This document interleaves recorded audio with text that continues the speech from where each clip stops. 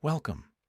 Lay back and relax to a detailed story about the history of hockey in Canada, a journey that weaves together frozen ponds, national pride, legends, heartbreaks, and triumphs.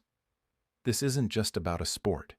In Canada, hockey is culture, identity, and history. Canada on ice. The long story of hockey in the Great White North frozen beginnings, the origins, pre-1800s to 1870s. Before the word hockey echoed in rinks and arenas, the essence of the game lived in the cold winds of winter across indigenous lands. Early forms of stick and ball games were played by First Nations peoples, such as the Mi'kmaq, long before European settlers arrived. The Mi'kmaq are widely credited with carving the first wooden hockey sticks, a tradition passed down through generations. Their game resembled shinty and lacrosse, often played on frozen ponds with rudimentary equipment. When European settlers came, especially the British and Scottish, they brought their own stick and ball winter games like shinty and bandy, which eventually blended with local practices. Over time, these games evolved into what we now call ice hockey.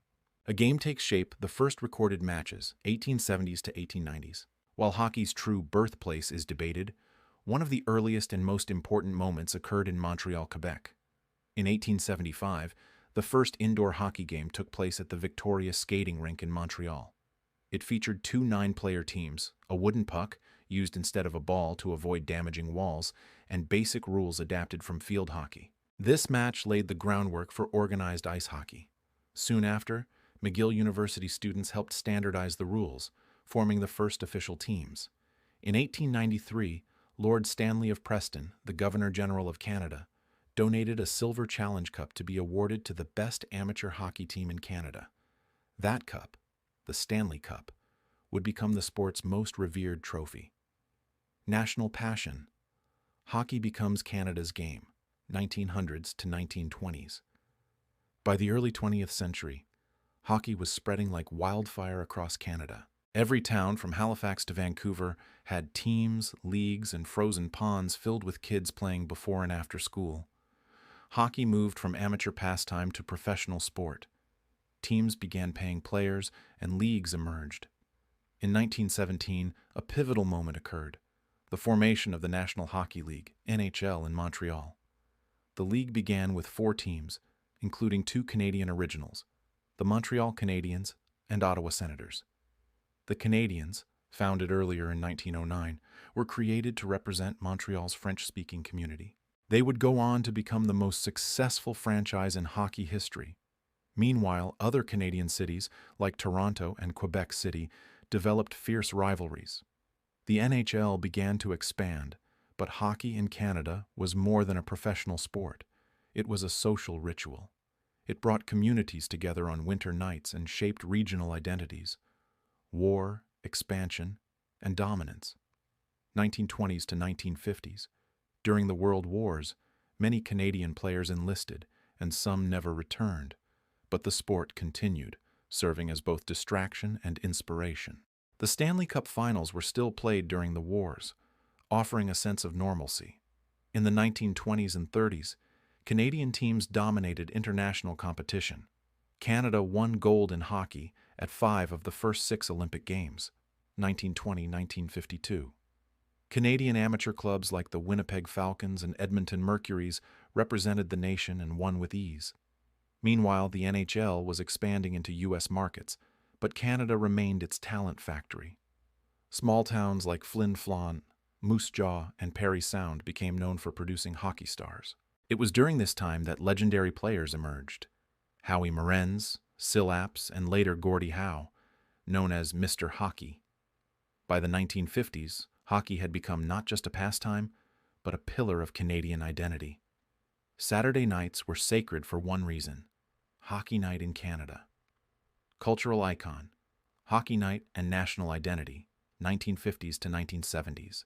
The 1950s and 60s saw hockey become part of the national fabric in a deeper way.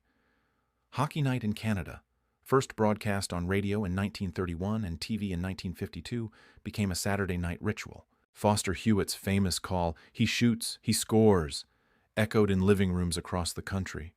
In schools, on frozen ponds, and backyard rinks built by parents, hockey was the heartbeat of Canadian winters. But something changed in the 1970s. Canada's dominance was being challenged, particularly by the Soviet Union. This led to one of the most dramatic moments in Canadian sports history. The Summit Series, 1972. In 1972, Canada faced the USSR in an 8-game Summit Series. Many Canadians believed they would win easily. After all, NHL players were professionals, while Soviet players were technically amateurs, though highly trained. But Canada was shocked when the USSR won Game 1. The series became more than just sport. It was political, emotional, even existential. The entire country tuned in. Offices shut down. Schools brought TVs into classrooms. In Game 8 in Moscow, with the series tied, Paul Henderson scored with 34 seconds left, giving Canada the win. His goal became legendary, described by many as the most famous goal in Canadian history. The Golden Years and the Gretzky era, 1980s to 1990s. The 1980s brought the rise of Wayne Gretzky, a kid from Brantford, Ontario, who would become the greatest of all time. Gretzky dominated the NHL with the Edmonton Oilers, leading them to 4 Stanley Cups. He shattered nearly every scoring record, including an unthinkable 215-point season. His trade to the Los Angeles Kings in 1988 shocked Canada. It was called the trade that broke a nation. Yet Gretzky helped grow the game in the U.S. While Canadian teams remained strong, the Calgary Flames, Montreal Canadiens, and Edmonton Oilers all won cups. In 1993, the Montreal Canadiens won the Stanley Cup, the last Canadian team to do so, as of 2025. This drought has haunted the nation ever since. International glory and Olympic gold, 1990s to 2010s. While Canadian NHL teams struggled to win cups, international hockey gave the country much to celebrate. In 2002, after a 50-year drought, Canada's men won Olympic gold in Salt Lake City, defeating the U.S. in 2010. At the Vancouver Winter Olympics, Sidney Crosby scored the legendary golden goal in overtime against the Americans, sparking nationwide celebration. The Canadian women's team has also dominated, winning multiple golds and creating their own heroes, like Hayley Wickenheiser, Marie-Philip Poulin, and Cassie Campbell. Canada's love for international hockey remains unmatched. Whether it's the World Juniors at Christmas time or Olympic clashes, the whole country watches. Challenges and change, 2010s to 2020s. As hockey moved into the 21st century, it faced both triumphs and reckonings. Diversity and inclusion became central issues. Hockey's whiteness, sexism, and elitism were increasingly called out. The cost of playing hockey soared, making it inaccessible for many lower-income or immigrant families. Scandals involving abuse and hazing in junior hockey and controversies surrounding Hockey Canada forced national conversations. Simultaneously, efforts were made to grow the game.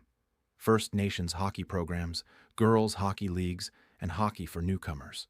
On the ice, young stars emerged: Connor McDavid, Cale Makar, and Sarah Fillier, carrying the torch for a new era. The present and future, 2020s to present.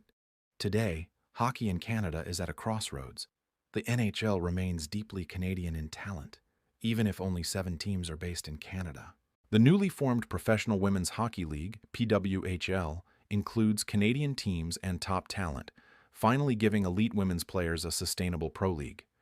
The Stanley Cup drought remains. No Canadian team has won since 1993, though teams like Edmonton, Toronto, and Vancouver have come close.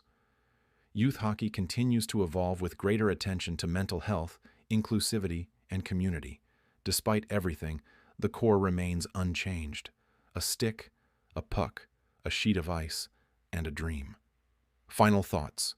More than a game. Hockey isn't just a sport in Canada, it's a language spoken across generations, a memory of backyard rinks and early mornings, a mirror of national pride and struggle. Let us know what your favorite memory of hockey is in the comments below. Thanks for watching. Don't forget to like and subscribe.